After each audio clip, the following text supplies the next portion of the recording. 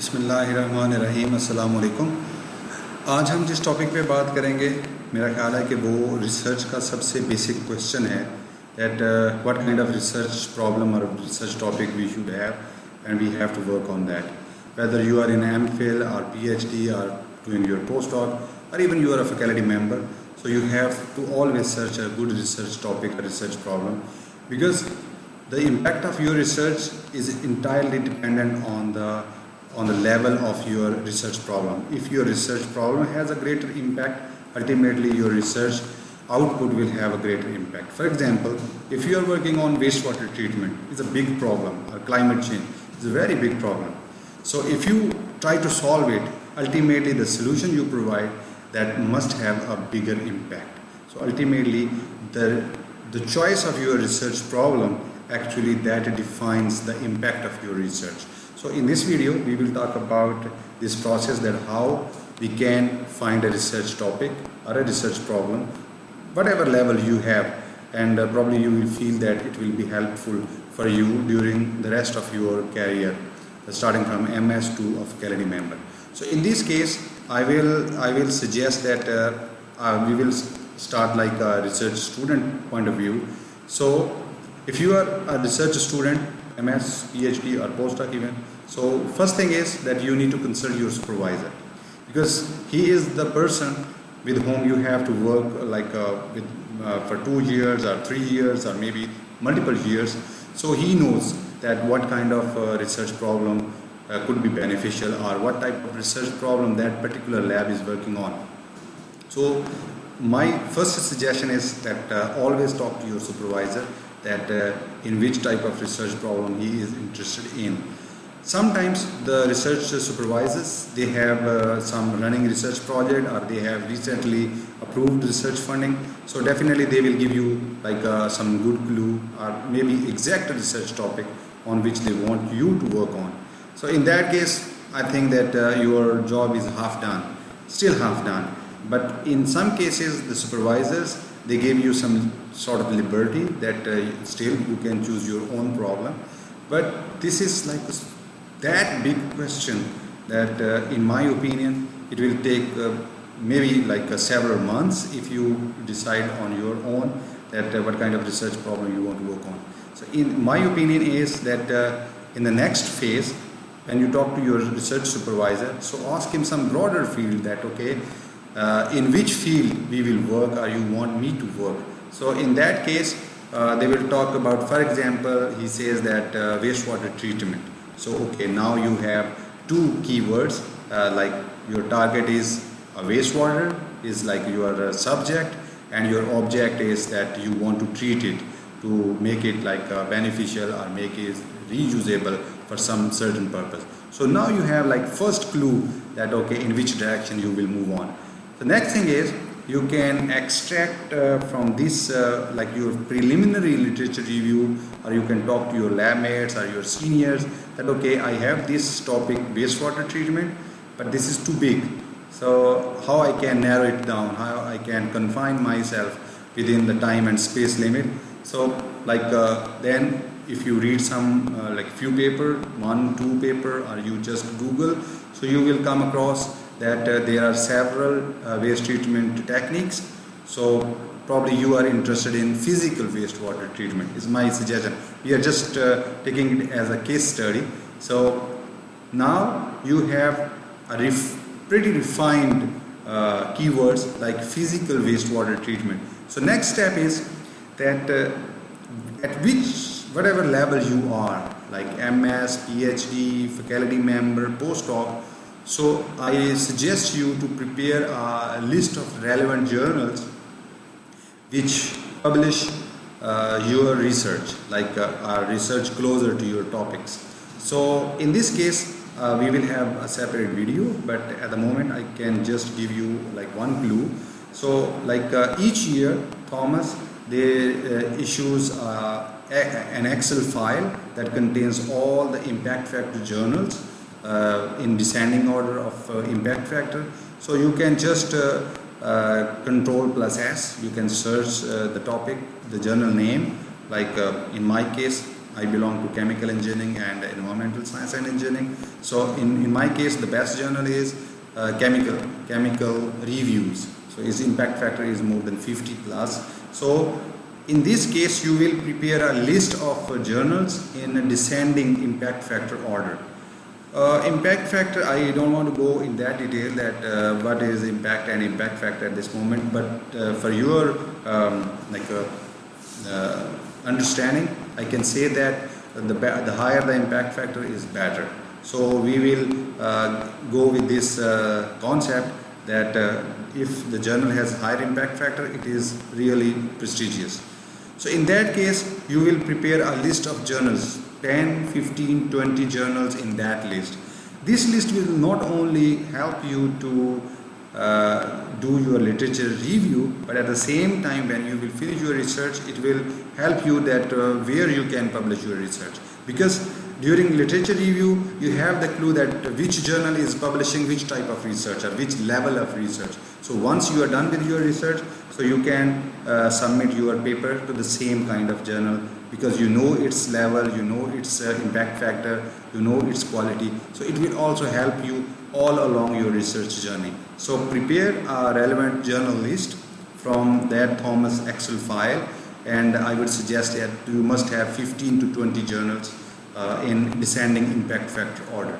Next thing is that now prepare your primary keywords. We already have our primary keywords, so we will go with physical wastewater treatment. Now you have the journal list, you have your keywords. I would suggest that go to the journal website and in that search bar put your keyword, and then you will get some papers out of that. But at this step, I will not suggest you to read research papers, because if you are new to the research field, then they will confuse you, because the research papers, they are right to the target, maybe very narrow on the target. So you are not that familiar with the field, probably you will confused. In that case, I would suggest you that if you are new to the research, so always start with review papers, and you must read review papers like from last 2 years. For example, if you are doing now, so from 2018 to 2020, because latest review papers will give you latest overview of the field. Review papers, actually they review the topic like for 10, 20, 30 years. And again, if you read a review paper from a very good journal, for example, chemical reviews, chemical society reviews, science, nature are the best journal in your field, because you know that the journals in chemistry are different from biology or microbiology, and same for engineering. So you must have your own list according to your own subject. And if you read a review paper from, say, chemical reviews, it's mind-blowing. Similarly, chemical society reviews, because in these big journals, they invite review papers from established researchers who have spent like 15, 20 years doing research in the same field. So they are the expert. And when you read the expert opinion, overview about a topic, so you will learn everything from A to Z about that topic. So in this case, I guess 5 review papers are far enough, although they are too much, because one review paper normally be around 15 to 20 published pages. So like you have to read like 100 pages. In some cases, it might be more than that. So after reviewing like 3 to 5 review papers, you will have a damn good idea that what is your research topic, what is the broader field, why you need to investigate wastewater treatment, what are different types of physical waste treatment techniques, okay, and then you can get another clue that, okay, how I can narrow it down. Another beautiful thing about review papers, that the last part of every review paper is about the future perspective. And future perspective means that what needs to be done in that field. I usually get a question from young researchers that how we can find the gap in the literature. So this is like one clue that if you want to find a good problem, so you need to read the future perspective field with a high interest. because there you can find everything that okay, what has been solved, what has yet to be solved. So your field is what has yet to be solved, so you can find like a one thin line from that part that what needs to be done. So that will help you to refine your research topic. So once you are done with like 3 to 5 review papers from best journals, again from best journals, because best journals publish review papers from the best researchers, and best researchers will give you the damn best clue that what you need to do as a best future researcher. So this is like primary review of literature, and from this step probably you are now able to define your secondary keywords. Okay, once you have gone through the review paper, you have the overview of your field, like physical wastewater treatment, and once you have into physical wastewater treatment, you will see there are several techniques, and then probably you will go with say adsorption, for example adsorption, and your adsorbent could be biochar. It is a material that is used for adsorption, and probably your target is still wastewater treatment. So now you have redefined or very specific keywords, and then you need to go for your secondary literature review. In this case, I would suggest you to search like about 15 research papers, again last 5 years, like 2015 to 2020, from top 10 journals, you can say top 20 journals. Now you know your journals in your field, and I guess that because the best journals, they publish the best research, so that will give you the best idea. So after reading 15 research papers, now you have even the micro details that okay, what your field is and how you can define your research problem. The next step is, after completing this secondary literature review, now you can say that biochar would be your adsorbent, and you are specifying yourself to textile wastewater. For example, in Pakistan, the industries which have the wastewater problem, the textile industry is one of them. So you are specifying yourself to a particular problem that is important for Pakistan, that has some local impact. The next step is, once you have combined your understanding from primary and secondary literature review, now you are able to write down your research topic, and that could be, in my opinion, that adsorption of dyes on wheat biochar for textile wastewater treatment. This is just an example. In this case, adsorption is your physical treatment process. Dyes, they are your target pollutants. Wheat biochar is your target adsorbent, and textile wastewater treatment is actually your objective. So now you have everything in your research topic. It contains your objective, it contains your target pollutant, it contains your process and the adsorbent material.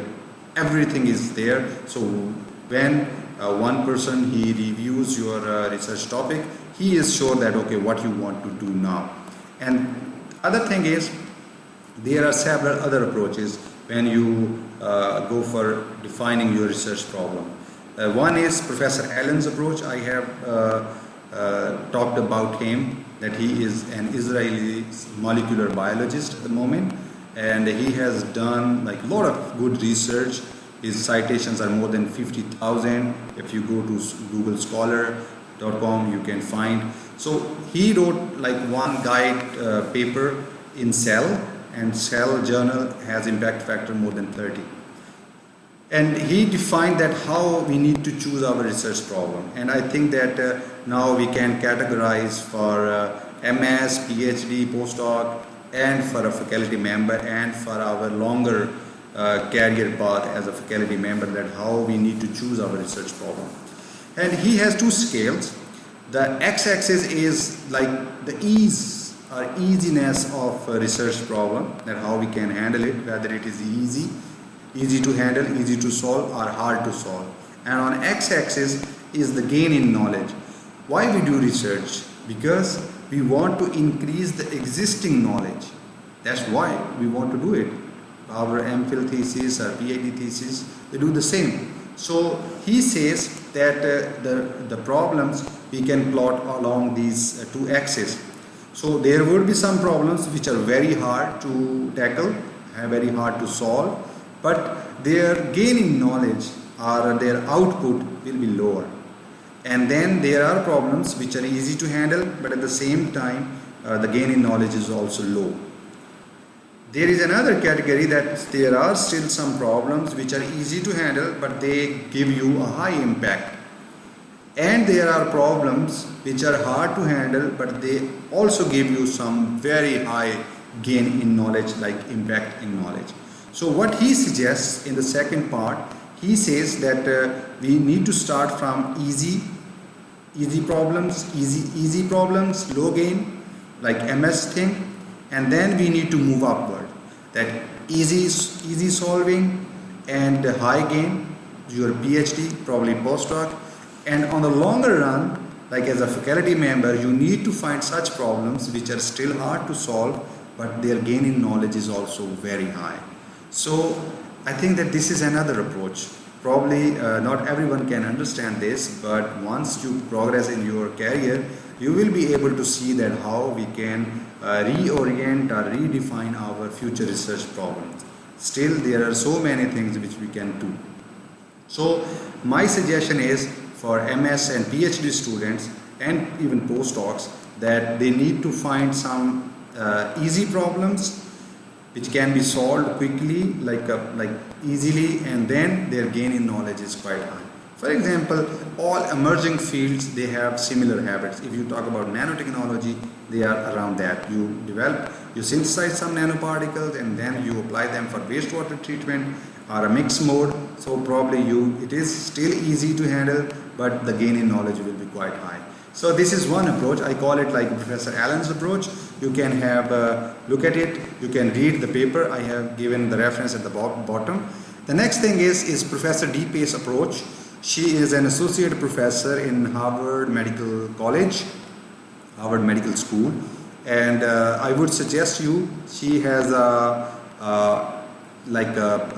free course on iBiology website that is planning your scientific journey. She has talked about this topic quite a lot in detail, and that will be helpful for you. It is free with certificate. It is really a good thing. I have gone through that. So I took this part from her talk in that iBiology course.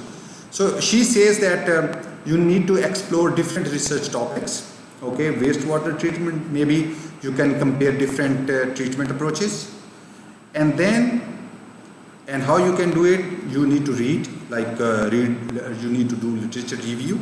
This is first thing. In this case, first thing is you can do some literature review, and then you can read blogs. The great scientists are established scientists. They do this blogging thing. So you can go to their websites, their blogs, and you can read it out that what they are doing now and what they are talking about for future. I think this will be quite helpful for all of us. This is some unconventional way to read the blogs, but I think that still is quite handy thing. The next thing is editorials and perspectives. All good journals, they have this editorial part. It's just 1 to 2 pager, but sometimes the editors, because they review the research papers in that particular topic, so they give very solid suggestion that now this field is saturated, now how we can modify it. I give you an example that probably in separation and purification technology, this is one journal of Elsevier, the editor once they wrote that adsorption topic is quite saturated now, and all the people, they come with like one pollutant and one adsorbent, and then they suggested that there are still some questions which need to be investigated. For example, if we have 2 pollutants in the same stream, for example, ternary wastewater contains chromium plus dyes, so they are like 2 pollutants in the same stream. So they suggested that we need to investigate the behavior of these 2 pollutants for the same adsorbent material, because they will co-compete for the free spaces on the adsorbent, and how it will go on, this could be interesting. And then they have several other opinions that why not to talk about the desorption studies. For example, if we are resorbing some costly metals or catalysts, we resorb them on some material and then we can desorb them and reuse it. So that could be tricky and good. So editorials and perspectives, they also give you like future directions. They talk about which questions are still needed to be investigated for future.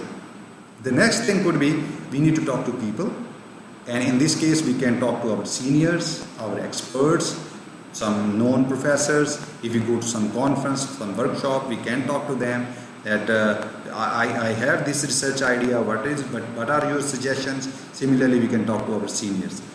Even lab technicians, they are very helpful because they know that how to do things in the lab. The next thing is non-experts. Usually people, they discourage this thing that we should not talk our research topic with non-experts. But I would say that if you are doing some scientific research like agriculture research, in biology, chemistry, you need to talk to the statisticians, because once you do the experiment, then you need to do the data analysis. And if you have not designed your experiments quite well, probably your data analysis will not be good, and you will be talking about some results which are non-significant, but you will claim that they are significant. So in my opinion, if you are doing some scientific research, then you need to talk to the statistics people, because they are quite expert in experimental design and data analysis thing. Another thing, sometimes non-experts, they give you a very good clue. There was a study that NASA, they had some problem with their spaceship and they engaged like 100 engineers, but they were unable to solve the problem. Then without any reason, the leader of that project, he engaged one artist. And that artist, when he talked to the experts that what is the problem, then he gave some suggestion and the team was able to solve some problem. So always remember that we live in the same world. So the non-experts, even being the social scientists, they can give you some suggestions that how you can improve your problem. And another thing is, sometimes we feel that we are in a different research mode. For example, the people who are working with bioethanol production from biomass, they want to degrade the biomass. But the people who are working with furniture industry, they want to preserve the biomass. So their techniques are actually in the opposite direction. So if we understand one, probably we can decode the other. So still there is a way that if we talk to non-experts, we can improve our skills and we can improve our research problems. So I would suggest you to talk to non-experts at the same time.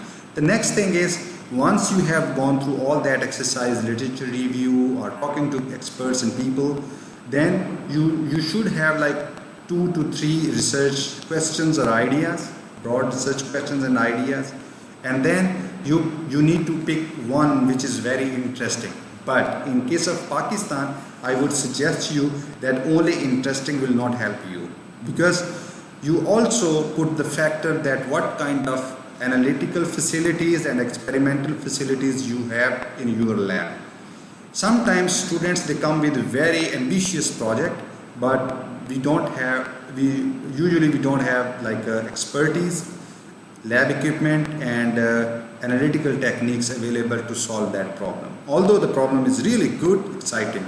So in Pakistan, you also need to know that we have a fixed time for MS, for PhD, for other things. Sometimes over ambitious projects, they delay your PhD or MS or even postdoc. So always think before deciding your final research problem that whether you have enough lab facilities to solve that problem. The next thing is, once you have done that, like you have a clue about the problem, so now you need to evaluate it, you need to refine the idea. And in that case, what I would suggest is, your targets it should be very specific.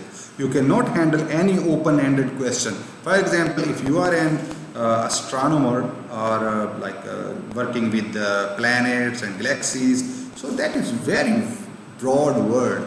So you need to define the limits. If you still move with that undefined boundaries, probably you will never end it up. And what experts say, they say that during your PhD, you are not like doing something very unique, or you are like inventing some like a NASA spaceship. No, you are learning some research skills, some skills that you can handle any kind of research problem. So you need to be very specific, first thing, and you need to be very clear. Anything which is ambiguous at this stage, defining the research problem, that will cost you all through your experiment and the end results. The last thing is, your questions should be answerable. If you are working on the origin of life in Pakistan, probably it will not be a feasible thing to do that, because we don't have like a carbon things, carbon dating tools or other things. So probably you will stuck with that, and if you have to send your samples abroad for analysis, probably it will take too long, and you will end up like delaying your PhD or MS thing. So always be specific, clear, and your questions should be answerable. The next thing is, once you are done with your like a main research problem thing, so now you need to think about the experimental approaches, that how you will solve this problem. Again, what is available in your lab, what kind of analytical facilities you have, and where you have to compromise. So this will actually refine your research aims in your research problem. The last thing is that you need, within one research problem, you will have like 2 to 4 specific research aims. And usually people confuse aims with activities. No, this is completely a different thing. So your aim is like you want to design a protein that can synthesize like a compound A. This is your aim. But how you will do it, these are activities. So always differentiate activities with your aims. Go with clear aims. This will help you at how you will solve your problem within time and with good output. The last thing is, once you have gone all through that exercise, write it down. Several universities, they have the concept of research synopsis. I endorse it. It is really good, because you know everything. Now you need to document it. That what is your problem, what is its background, and how you will solve that problem, like materials and methods part, and what type of data analysis tools you will apply to that. So by the end of this step of defining a research topic, a research problem, you need to write it down clearly, because that would be a document, like a protocol for you, that will help you to execute your experiment and to conclude your experiment. The next thing is research scope, and this is also part of your research problem, like research topic, and that includes what are your aims, what actually you want out of that topic, who are your stakeholders, who will get benefit out of your project. Maybe you want some research papers, whether you are targeting some patent or you are working with some industry. Next thing is where you will do that. And this seems very simple, but it is not that simple. For example, if your lab has not that like full facilities, so probably you have to compromise half of your experiment you will do in your lab, and rest for analytical part maybe you will be going to some other institute. So you need to be clear that which part of your problem will be done in your institute and which part will be done in another institute. If you are clear, probably it will save your time, when you will start and when you will finish. In this case, I would suggest you to clearly see your institutional guidelines, that for example, if you want to do PhD, so they have deadlines in each semester that before this date you need to submit your thesis. So time, very important. The last thing is importance. We can call it novelty. I will talk about the novelty of research problems, that how we can embed novelty nowadays in our research in another talk. Probably it will be uploaded soon. So importance is another thing, and I have clearly mentioned in several videos that if our research is not novel, nobody is going to buy it, even the journals, even the conferences. So if you want to have some impactful career, you need to have some impactful research publications, and that will depend on the impact of your research problem you are handling. So I can summarize it. The last thing is methods, that how you will solve this problem, and I can summarize this research scope in like a few lines. as PTI MET. I just abbreviated it. It doesn't have any political meaning. So A stands for aims, S for stakeholders, P for place, time, importance, and then last MET is for methods. So as PTI MET, you always have these words resonating in your brain whenever you are working on your research problem. The last thing is that within a research topic, the big research topic, you must have some research questions, smaller research questions like research aims, and how you will do that. The first thing is, for example, you want to work on adsorption, and you have one question, that is, how could adsorption capacity of an adsorbent be improved? How can you improve that? So this is like how, because you want to do it.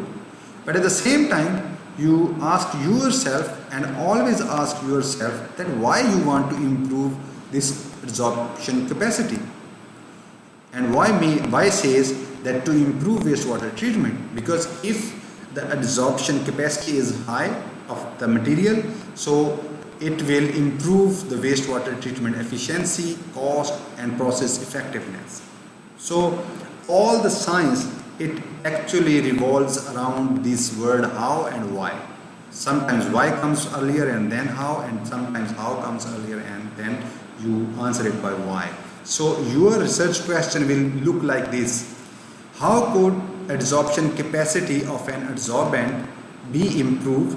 This is your action, what you want to do for better wastewater treatment. That's actually your aim. So your frame of research question will have the both things, action at the same time aim. So the same thing will go with your like final version of your title of your research thesis, that you need to give some action and at the same time the aim, that why you want to have this problem. So this is all about that, how you can choose a research topic. I have tried to explain it like in detail.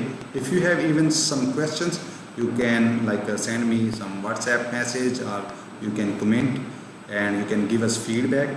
Probably it will help you, and I think that together we can make some good contribution to the field of research in Pakistan. Finally, my message is always survival for the fittest, and luck favors only prepared minds, and persistence is more important than intelligence. And learn from the experience of others. Don't try to do your own experiments. Thank you very much.